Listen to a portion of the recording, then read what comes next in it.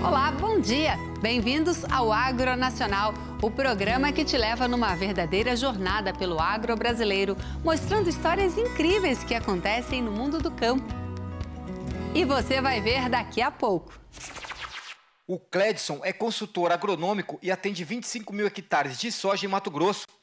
Ele diz que na safra passada, o maior percentual de perdas que registrou nas lavouras foi causado por uma anomalia nos grãos. Este ano, mudou o manejo de algumas cultivares. Mesmo assim, já identificou em algumas áreas o quebramento de hastes de plantas, um dos primeiros sintomas da anomalia. Para quem é leigo no assunto, é só capim, mas é a braquiária. Antigamente era usada só para alimentar o gado, mas hoje é aliada da produção sustentável. Nesse universo de tanta biodiversidade, uma espécie se destaca: a onça. O maior felino das Américas costuma ser encontrado às margens do rio e dentro das planícies no Pantanal. Viver e produzir no Pantanal pode ser um grande desafio quando o assunto é o bioma. As estratégias para o convívio harmônico entre boi e grandes felinos têm exigido aperfeiçoamento cada vez maior. Nas mãos do Luan, uma amostra do efeito causado pelo estresse hídrico, que castiga a plantação e tem tirado o sono do agricultor. Cenário que gera incertezas quanto à produtividade final da safra na propriedade. Na área com pouco mais de 4 mil metros quadrados, tem alface, couve, beterraba, espinafre e a lista só acaba no 41º item. Tudo é orgânico. Assim como eles, outros 120 agricultores vendem a maior parte da produção para 3 cooperativas que atendem o programa. Em 2005, a América Latina criou um índice de referência usado para guiar os investimentos socialmente responsáveis. Aqui no Brasil não foi diferente. A Bolsa de Valores desenvolveu um padrão para indicar o nível de sustentabilidade das empresas. Esse é o Daniel. Ele é responsável pela operação de uma das maiores indústrias que produz embalagens metálicas em toda a América Latina. São 3 unidades como essa que viemos visitar. Do campo para a indústria, a economia circular faz parte da estratégia e também da consciência por aqui.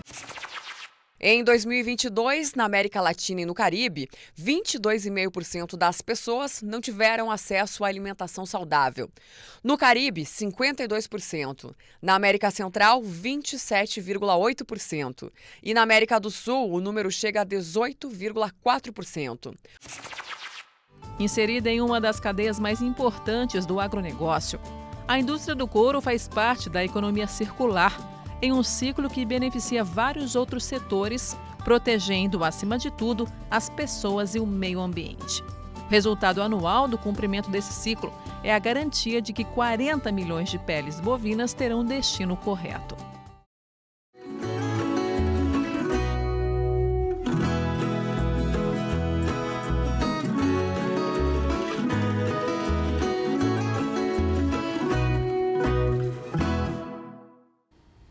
Olá, você está assistindo ao Agro Nacional e juntos nós vamos descobrir muitas novidades e acompanhar belas histórias sobre o universo agro.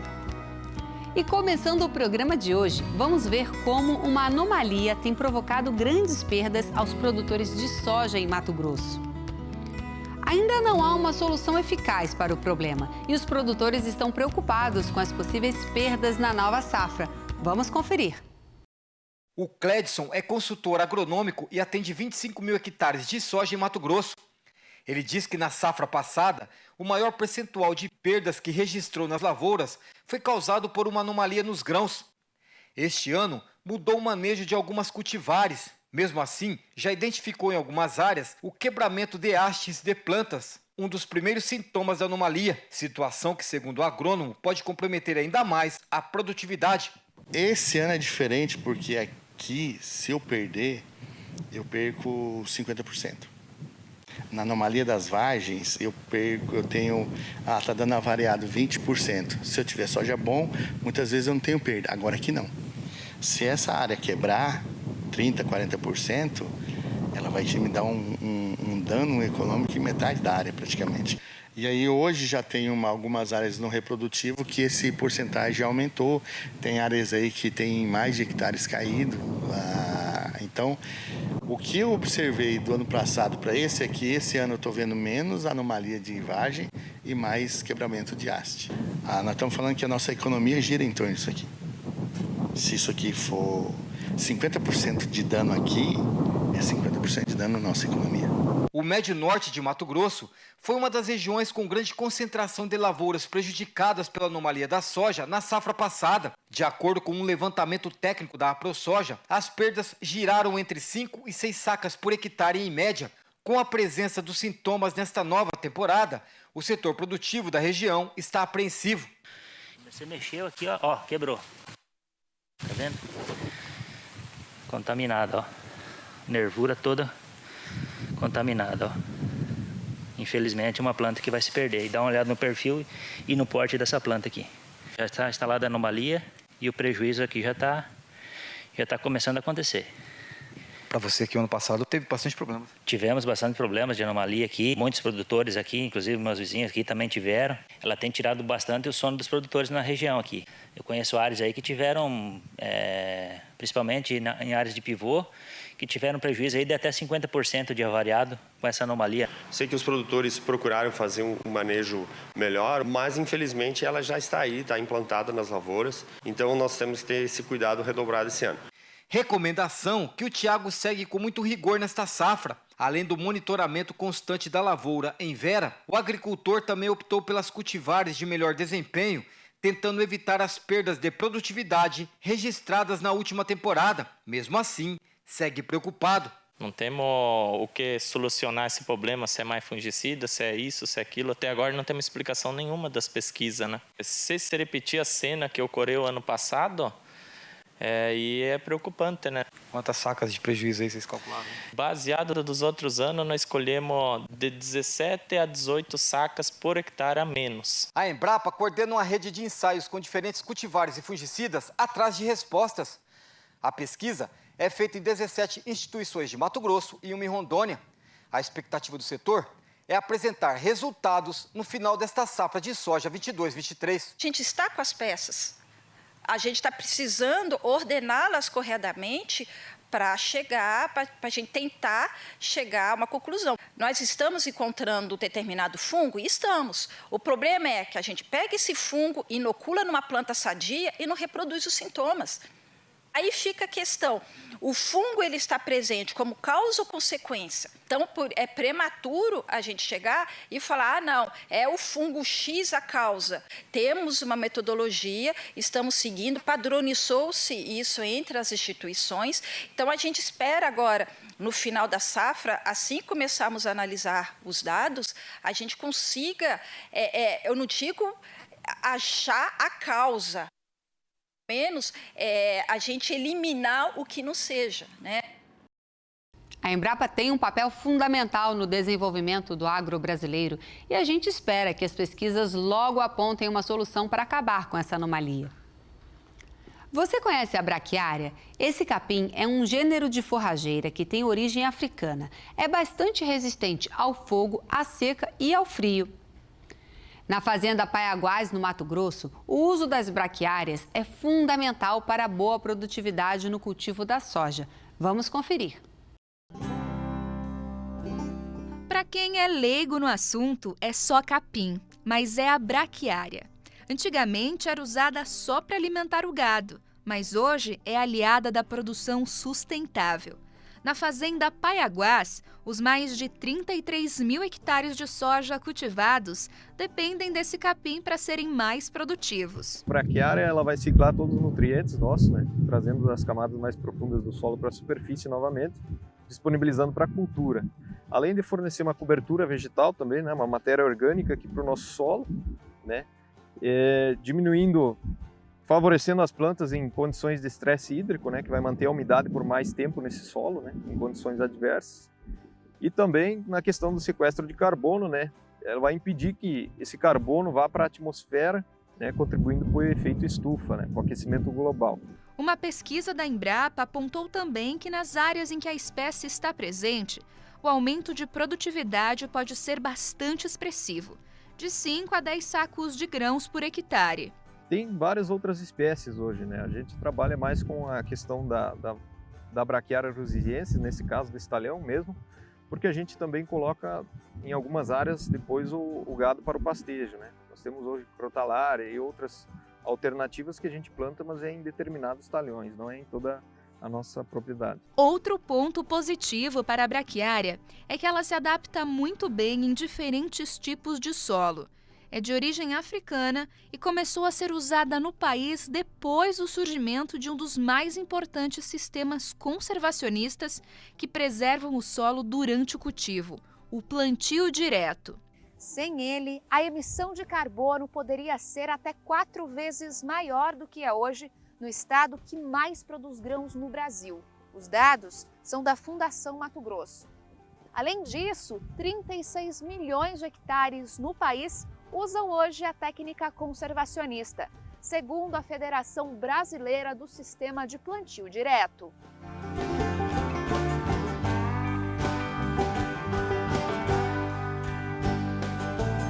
A manutenção da palhagem no solo ajuda a diminuir a erosão.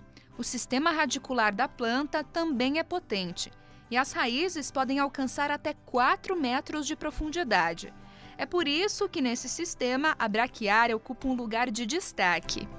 Quando a gente fala da produção brasileira, existe uma preocupação muito grande com relação à crise hídrica que a gente vive no Brasil e também aqui no estado de Mato Grosso. Como que a técnica do plantio direto contribui para a diminuição disso? Bom, nós trabalhamos hoje com a técnica de plantio direto há alguns anos já e a gente tenta sempre fazer uma palhada no nosso solo, onde essa palhada ela vai auxiliar a formar uma barreira e essa barreira vai impedir com que a umidade evapore para a atmosfera. Então ela vai liberando gradativamente essa umidade, mantendo por mais tempo no solo, né? Contribuindo para que o desenvolvimento da cultura permaneça mesmo em dias, às vezes, que nós temos 20 dias de veranico, né? E numa condição normal de solo exposto, essa umidade iria em menos de 5 dias, nós perderíamos para a atmosfera. Então a gente consegue manter a umidade por mais tempo e a planta vai utilizando gradativamente conforme sua necessidade, né? Nós podemos ver que é uma massa bem densa, uma palhada, um volume muito bom. Com tudo isso aplicado, a fazenda já olha com outros olhos para o mercado de carbono.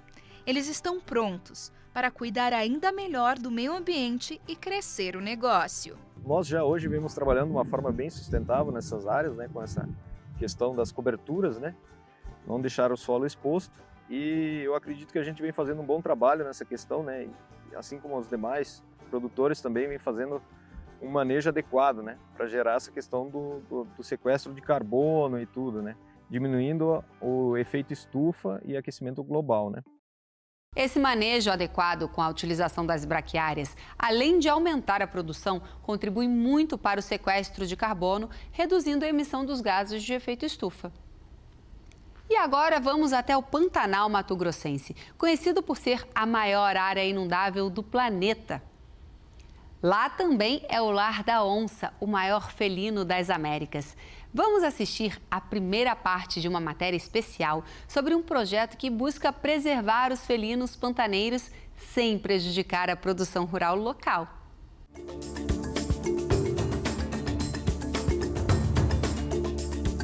Rota certeira de viajantes com destino ao Pantanal, quem passa pelo município de Corumbá já percebe uma beleza que encanta e um sol que fascina. Especialmente as margens do Rio Paraguai, no coração do bioma mais preservado do Brasil.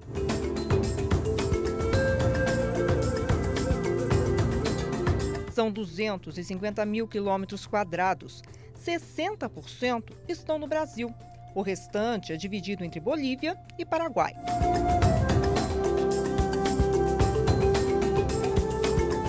Segundo o Ministério do Meio Ambiente, o Pantanal abriga 463 espécies de aves e 132 espécies de mamíferos, 263 espécies de peixes, 41 espécies de anfíbios e 113 espécies de répteis.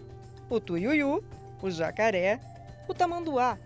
O macaco de espécie rara anda livre pelas árvores e tantos belos pássaros.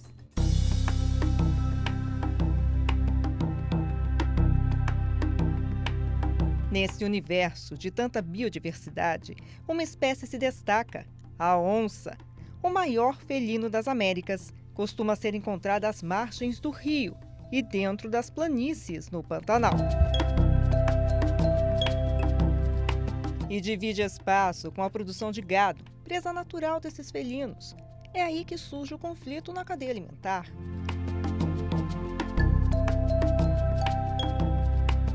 O Heitor é produtor rural pantaneiro e conta com um rebanho de 6.000 cabeças de gado. A estimativa de perda de gado por ataque felino não é muito precisa, né? Porque a gente não consegue quantificar. A fazenda é grande, os espaços também, e a gente não tem assim, números, a gente tem uma estimativa, né? No máximo, em torno de 25 a 30 bezerros por ano é a perda. Promover a convivência harmoniosa entre produção e grandes felinos, como onças pintadas e pardas, não é simples, mas possível. Esse é o objetivo do projeto Felinos Pantaneiros, desenvolvido pelo IHP, uma organização sem fins lucrativos que atua na preservação do Pantanal e da cultura local. Quando se trata de harmonia, a onça sempre foi talvez a zona de tensão com o proprietário rural. Há muitos anos atrás eu tinha certeza que no mínimo uma onça por dia era morta porque ela trazia um prejuízo. E ao longo, principalmente dos 20 anos últimos, nós tivemos aí a reforma agrária familiar, as propriedades se tornaram menores e, consequentemente, o avistamento com mais frequência dá sempre a noção de que existe uma superpopulação. Não existe.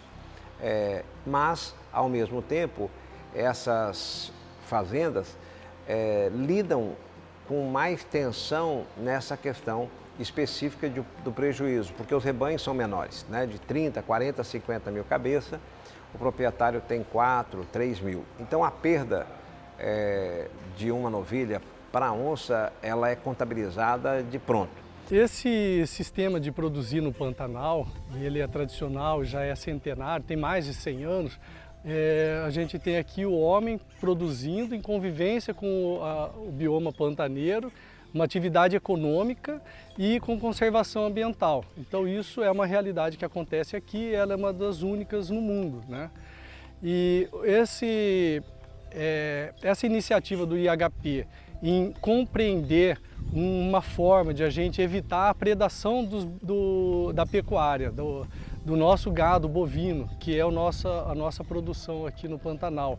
Evitar essa predação que é causada pelas onças, pelos grandes felinos, isso vem trazer mais ainda harmonia e conservação para o nosso sistema produtivo, né? Uma vez que você consegue fazer com que os grandes felinos fiquem distantes do rebanho e diminua essa predação. Na prática, existem 2 tipos de estratégias a serem implementadas para que os bovinos fiquem a salvo e as onças preservadas.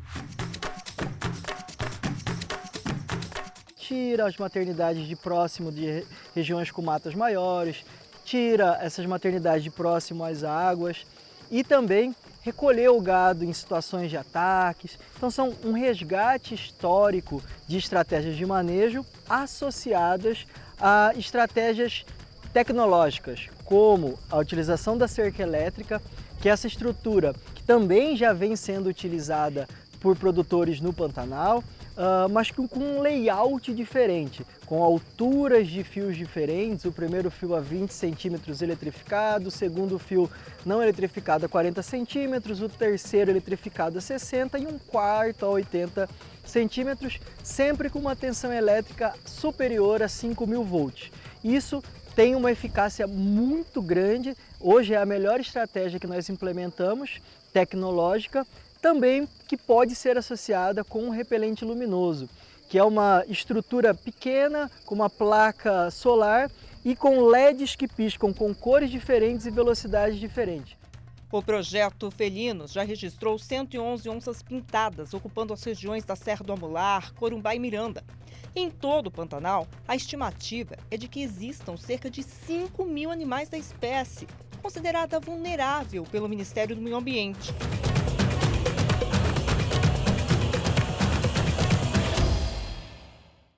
Essa iniciativa é fundamental para preservar um grande símbolo da biodiversidade brasileira e, ao mesmo tempo, trazer segurança para os produtores de gado na região. E agora vamos seguir com a segunda parte da reportagem especial sobre o projeto Felinos Pantaneiros. Você vai ver como a parceria entre setor público e privado tem ajudado no monitoramento e na preservação das onças pintadas do Pantanal.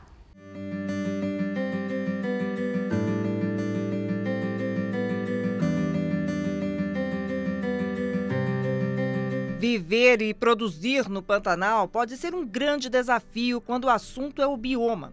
As estratégias para o convívio harmônico entre boi e grandes felinos têm exigido aperfeiçoamento cada vez maior.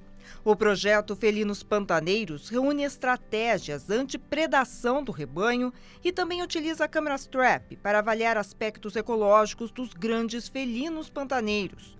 Para avaliar esse trabalho, o Instituto Homem Pantaneiro, IHP, conta com os produtores rurais e também com entidades como o Instituto Chico Mendes de Conservação da Biodiversidade e o IBAMA. Além disso, empresas privadas auxiliam com suporte financeiro, especialmente uma das maiores indústrias automobilísticas do mundo. Buscando construir um futuro melhor para esta e para as próximas gerações, nós também apoiamos projetos de diversidade em todo o Brasil e América do Sul. Nós já temos mais de 42 projetos de biodiversidade nas comunidades onde atuamos, temos projetos na Amazônia e na Mata Atlântica e agora também estamos apoiando o programa Felinos Pantaneiros, que é um programa que visa monitorar e preservar as onças pintadas, que são o topo da cadeia alimentar. Onde existe onça, significa que o ecossistema está totalmente preservado. Então nós entendemos que a onça, como símbolo da América do Sul, é um animal extremamente importante, é extremamente importante preservar a onça e, com isso, preservar essa maravilha da natureza que é o bioma Pantanal, a maior planície alagada do mundo e um asset, né? um bem que é inestimável e que a humanidade precisa preservar.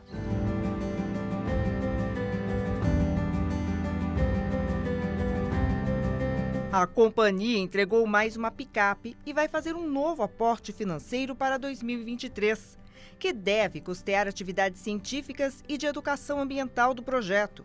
Serão investidos mais de R$1 milhão nos 2 primeiros anos de parceria. A GM nos possibilitou chegar a lugares onde nós não chegávamos anteriormente, justamente por nos ceder uma S10 E71 4x4, hoje a gente está recebendo a segunda, que nos capacita a chegar a lugares extremos, como o Pantanal apresenta. Além disso, das caminhonetes, o apoio financeiro da GM nos possibilitou aumentar a nossa equipe e também capacitar todo o time para atender essas demandas dos produtores rurais. O projeto Felinos já registrou 111 onças pintadas, ocupando as regiões da Serra do Amolar, Corumbá e Miranda. E em todo o Pantanal, a estimativa é de que existam cerca de 5.000 animais da espécie, considerada vulnerável pelo Ministério do Meio Ambiente. Para o Heitor, a atividade pecuária no bioma representa mais do que simplesmente produzir alimentos. A atividade pecuária, ela representa para mim, aqui no Pantanal, uma possibilidade, né, de desenvolvimento sustentável, né, associar a produção animal, alimento para a população, desenvolvida num ambiente ainda preservado, né, um ambiente natural. Então, é um belo exemplo de sustentabilidade, de uma convivência harmônica entre as pessoas, os animais e o ambiente.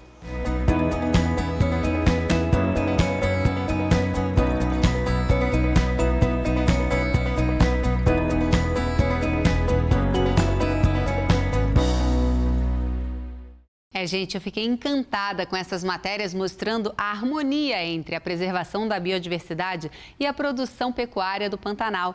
Parabéns a todos envolvidos nessa iniciativa. E vamos agora até o município de Nova Mutum, Mato Grosso, conferir de perto mais um problema que tem preocupado os produtores de soja da região. O estresse hídrico pode provocar um baixo desempenho na safra, trazendo perdas consideráveis ao agronegócio no coração do Brasil. Vamos ver. As chuvas irregulares e pouco volumosas dos últimos dias não foram suficientes para garantir a umidade necessária para o bom desenvolvimento das plantas nesta fazenda em Nova Mutum. Nas mãos do Luan, uma amostra do efeito causado pelo estresse hídrico que castiga a plantação e tem tirado o sono do agricultor. Cenário que gera incertezas quanto à produtividade final da safra na propriedade. Deixando bastante apreensivo, principalmente nessa fase que é de enchimento de grão. Chuva geralmente uma vez por semana e chuva muito pequena, de 5 milímetros, 3 milímetros, às vezes 10 milímetros, mas nunca mais que isso. Temperatura muito alta no dia, o sol muito ardido. Não tem planta que resista, né? Não tem como. Se não estabilizar a chuva daqui para frente, vai ser bem crítica a situação. A lavoura da propriedade vizinha também sofre com a baixa umidade. E eu acredito que vai dar uns 30% de quebra. Essa mortalidade de plantas aí no estande aqui é de preocupar bastante mesmo. Né? Bastante. O que era para voltar não vai, né? Eu tenho custo de vida, eu tenho custo de produção, eu tenho custo de manter máquina, funcionário o ano inteiro, né? Mas vai ter que passar, fazer o quê? Dá um jeito para passar para frente. O Thierry também está frustrado com o desempenho da safra até aqui. Quase metade dos 830 hectares de soja foi castigada pelo estresse hídrico. O agricultor estima perdas de até 30 sacas de média em muitas partes da lavoura, o que pode gerar dificuldades na hora de arcar com os compromissos desta safra. Já o setembro já é seco, já teve pouca chuva, né? E daí você já entra esse meado de novembro inteiro e até agora, no momento, nada. Sofrendo o estresse aí e provavelmente se encaminhando para uma safra negativa, uma safra ruim. É tenso de ver. Os últimos 30 dias tem 30 milímetros. As previsões de tempo nenhuma estava indicando esse clima aqui.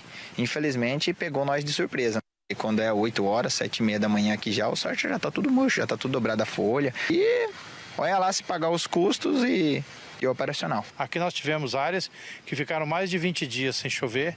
No mês de novembro tivemos uma acumulada de 70 milímetros no mês inteiro. E esses materiais foram plantados, a maioria plantados entre o dia 20 e dia 25 de setembro. Então pegamos esses materiais no momento do seu pleno florescimento e formação inicial de vagens e grãos. E com isso afetou drasticamente e afetará a produção final. Em função da fase de desenvolvimento da cultura, são perdas que ela não tem recuperação, principalmente os materiais precoce e semi-precoce. Eu diria que hoje, na média, se pegar a nossa região aqui, nós temos aí no mínimo 5% de perdas do geral. De acordo com os relatórios meteorológicos da ProSoja, o volume acumulado de chuvas no trimestre do município não ultrapassou os 500 milímetros, situação que gera outra preocupação por aqui.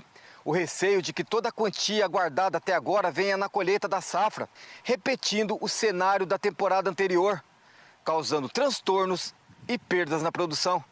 Ano passado foi perdido em 500 hectares, deu 5 mil sacos de perda de umidade. No período da chuva? Da chuva.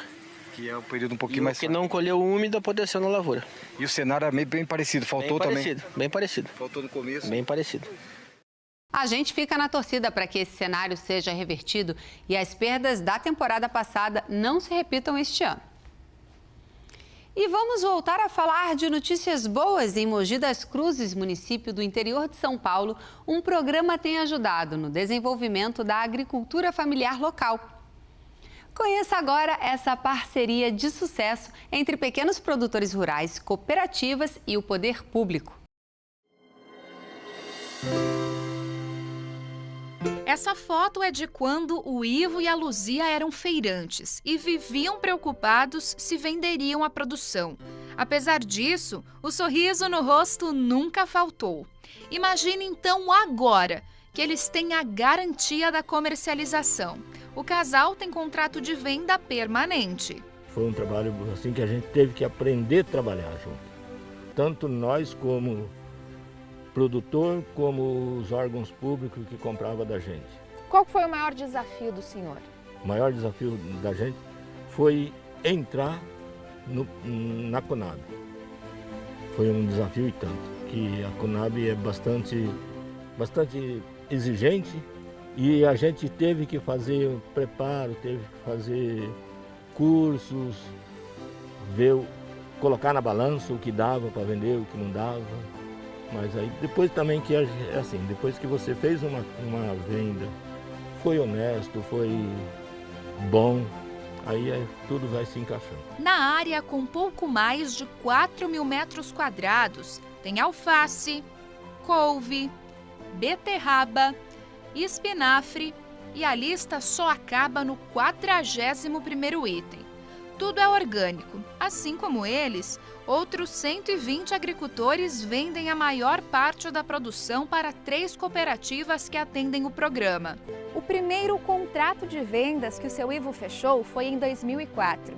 De lá para cá, ele decidiu que não ia mais plantar para vender, mas sim vender primeiro para só depois plantar.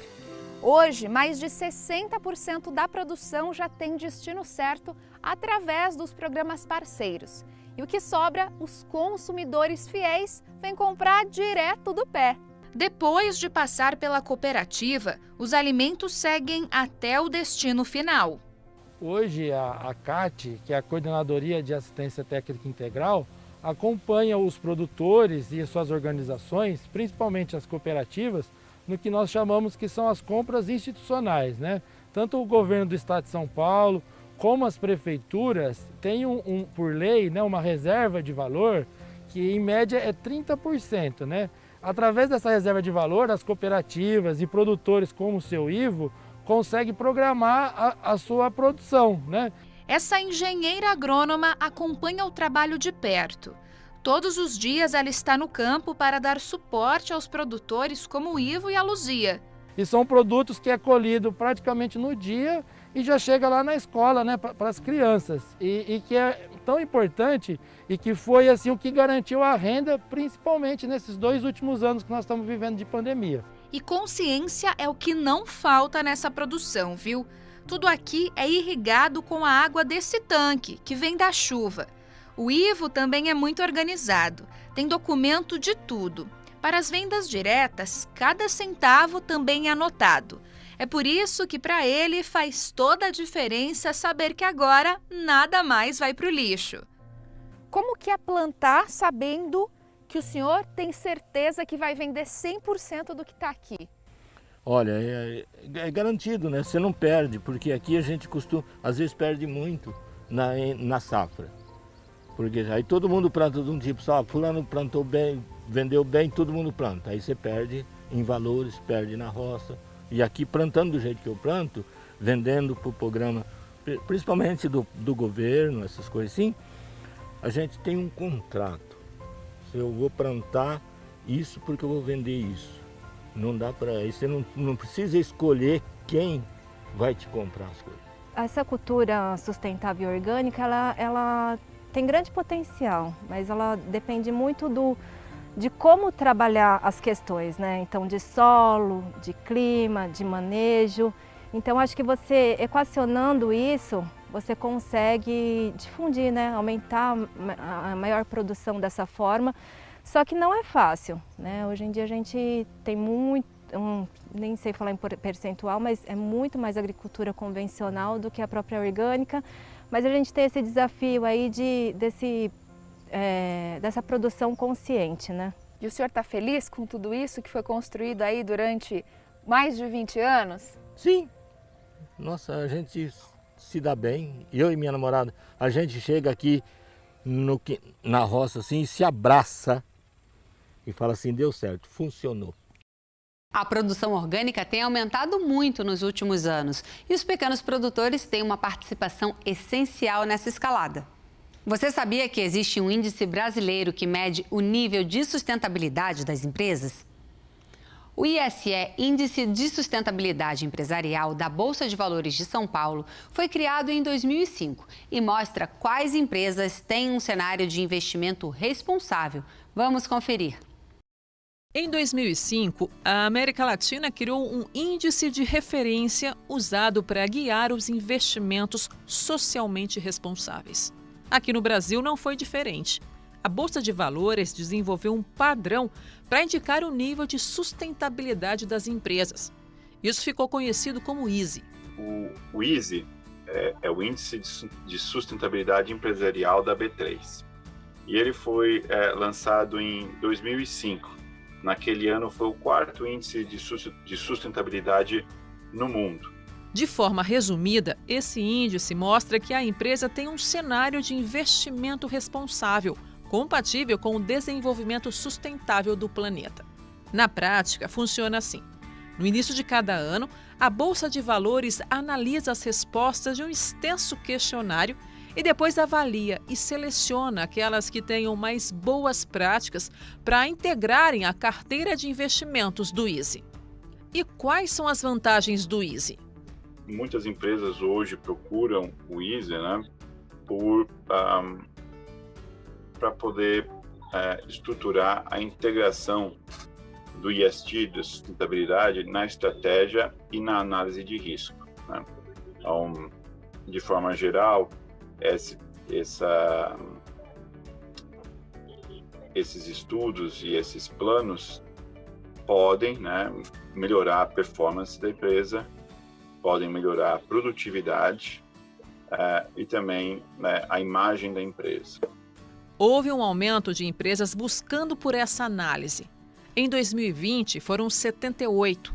Em 2021, 113. 70% a mais. De forma geral, uma tendência mundial é a sustentabilidade. Então, algumas regiões do globo, como a Europa, têm liderado nessa frente há vários anos. Cada vez mais eu acredito que exista uma preocupação com o meio ambiente, com o social e com a governança, tanto do ponto de vista de contribuição para a sociedade, como do ponto de vista de performance. Então, é possível que você traga uma contribuição positiva para a sociedade e, ao mesmo tempo, melhore sua performance como empresa, como organização. Conforme o tempo passa e esse tema se torna mais importante, outros índices são criados. Quer ver só? O índice de CO2, por exemplo, seleciona as empresas de economia de baixo carbono. Ele foi anunciado com 64 companhias que pertencem a 29 setores. O agro está nessa lista e tem uma participação significativa de quase 30% do total. Juntas, as empresas do índice de CO2 somaram aproximadamente 3 trilhões de reais em valor de mercado no ano passado. A adoção de práticas sustentáveis por parte das empresas vai muito além do objetivo de construir uma imagem responsável no mercado. Se trata de agregar valor à sociedade e pensar no futuro de uma forma mais prudente e coletiva. Unir uma boa performance lucrativa e contribuir para a preservação do meio ambiente é o principal desafio que as empresas estão lidando nos tempos atuais. E agora vamos falar sobre a economia circular, um conceito que associa desenvolvimento econômico ao bom uso de recursos naturais. Visitamos uma das maiores produtoras de embalagens metálicas em toda a América Latina para conferir como funciona o conceito de economia circular na prática. Vamos conferir. Esse é o Daniel. Ele é responsável pela operação de uma das maiores indústrias que produz embalagens metálicas em toda a América Latina. São 3 unidades como essa que viemos visitar. Do campo para a indústria, a economia circular faz parte da estratégia e também da consciência por aqui. As nossas matérias-primas, elas são o aço e o alumínio. O aço, por si só, é uma matéria-prima altamente reciclável na natureza, né? Bem como os nossos rejeitos aqui de produção também são 100% recicláveis, né? Os nossos fornecedores acabam comprando parte do nosso aço para voltar na cadeia de processo da fabricação da matéria-prima. Já o alumínio, naturalmente, ele tem hoje cerca de mais de 99% histórico no Brasil de reciclagem de alumínio e a nossa matéria-prima não é diferente.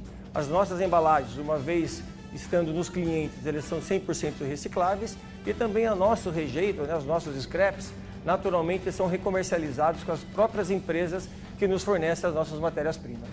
Mais de 1 bilhão de embalagens saem dessa fábrica por ano. O aço vem da Ásia e da Europa. Já o alumínio também é importado da Ásia, América Latina e de algumas regiões do Brasil. Depois que as embalagens são utilizadas pelo cliente final, são todas recicladas. No caso do aço, nós fazemos parte do grupo Prolata. que é uma entidade que está recolhendo esses materiais do mercado, junto de cooperativas, para fazer reciclagem. Gera até uma renda, né, para as pessoas aí que fazem parte desse grupo. Já o alumínio, ele também é um material extremamente reciclado no mercado, tanto para o cliente, bem como para nós aqui dentro do Grupo JBS. Ao fim do ciclo, um novo se inicia, sem perder nada. Hoje aqui o nosso processo industrial, ele utiliza gás natural, ou seja, uma matéria-prima, um combustível, né, digamos assim, bastante presente no mercado. E todo o nosso processo industrial, desde a parte de papelão, plásticos, as nossas latas de aço, os nossos pallets, as nossas latas de alumínio, hoje elas são 100% recicláveis dentro do Grupo JBS. Os números realmente impressionam. Mais de 1 bilhão de embalagens são produzidas por ano e se não fosse a economia circular, todo esse material poderia ser extremamente nocivo ao meio ambiente. E outro número que impressiona está relacionado à segurança alimentar. Um relatório da Organização das Nações Unidas aponta que 131 milhões de pessoas na América Latina e no Caribe não têm acesso a uma alimentação adequada. Em 2022, na América Latina e no Caribe, 22,5% das pessoas não tiveram acesso à alimentação saudável. No Caribe, 52%. Na América Central, 27,8%. E na América do Sul, o número chega a 18,4%. O novo relatório ainda aponta que 131 milhões e 300 mil pessoas não puderam pagar por uma alimentação saudável em 2020. São 8 milhões de pessoas a mais em relação a 2019. Já em 2021, os números da fome aumentaram em 13 milhões e 200 mil, atingindo 56 milhões e 500 mil pessoas. A América do Sul liderou esse ranking, com 11 milhões de pessoas a mais passando fome. Os indicadores socioeconômicos e nutricionais são apontados como um dos fatores pela falta de acesso econômico a uma alimentação saudável em toda a região. Isso porque houve aumento dos preços internacionais de alimentos desde 2020, após o conflito na Ucrânia e a pandemia da Covid-19, o que elevou a inflação. O relatório também apontou a necessidade de se criarem incentivos para diversificar a produção de alimentos nutritivos, voltados principalmente para a agricultura familiar e pequenos produtores. O setor agro brasileiro tem um papel fundamental para ajudar a diminuir esses números preocupantes de fome e insegurança alimentar no país e em todo o mundo. E agora vamos falar sobre uma das atividades mais antigas da humanidade, o curtimento, processo que transforma a pele animal em couro. O Brasil é um dos maiores exportadores de couro do mundo e a indústria nacional se destaca pela eficiência e sustentabilidade do negócio. Vamos conhecer alguns números do setor e saber como tem evoluído a produção nos curtumes brasileiros.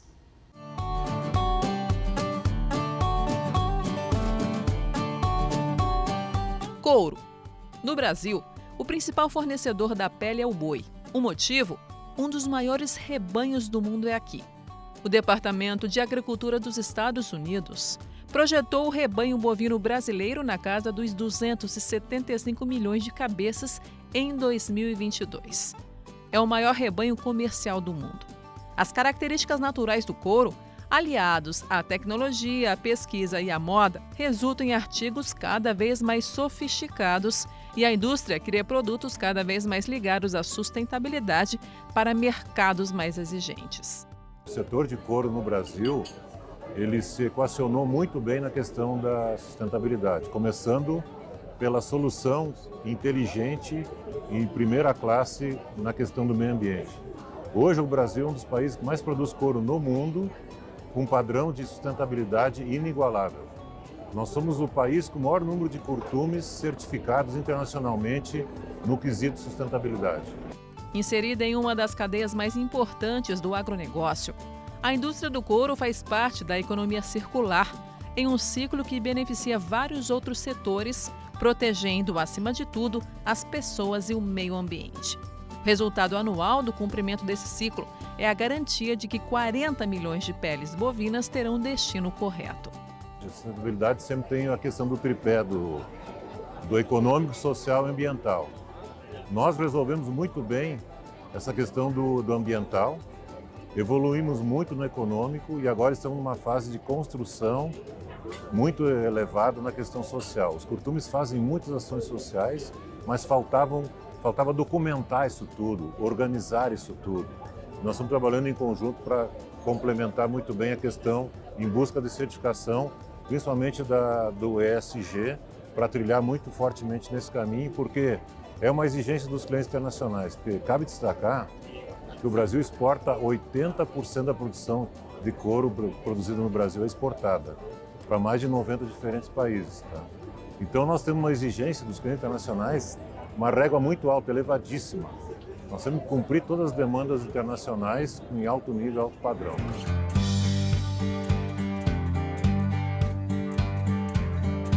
No ano de 2018, os curtumes brasileiros empregavam aproximadamente 29.300 trabalhadores.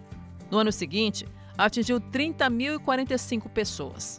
Mesmo em função da crise sanitária e econômica causada pela Covid-19 no ano de 2020, houve um aumento do número de postos de trabalho, chegando a 30.191 postos ocupados no setor. Em 2021, o aumento no número de empregos continuou, mas com uma retração na comercialização do produto. A indústria do couro é uma indústria muito antiga, a primeira indústria que teve na humanidade. No momento, a cadeia de couro do mundo inteiro e do Brasil tem sofrido um pouco por conta da consequência ainda fruto do resultado da pandemia. O principal mercado nosso, que é a Ásia, principalmente a China, essa questão de abre e fecha por causa da Covid, tem comprado menos. Esses pedidos estão fazendo falta nesse momento para a gente. E como segunda consequência, a guerra da Ucrânia. Nosso segundo maior cliente é a Europa, principalmente a Itália. E com a questão da guerra da Ucrânia, os custos de insumos, de energia elétrica subiu muito na Europa, então diminuiu um pouco a produção. Segundo o Centro das Indústrias de Curtumes do Brasil, o país conta com 244 plantas curtidoras, 2.800 indústrias de componentes para couro e calçados e 120 fábricas de máquinas e equipamentos. Um setor que gera 30 mil empregos diretos e movimenta 2 bilhões de dólares a cada ano.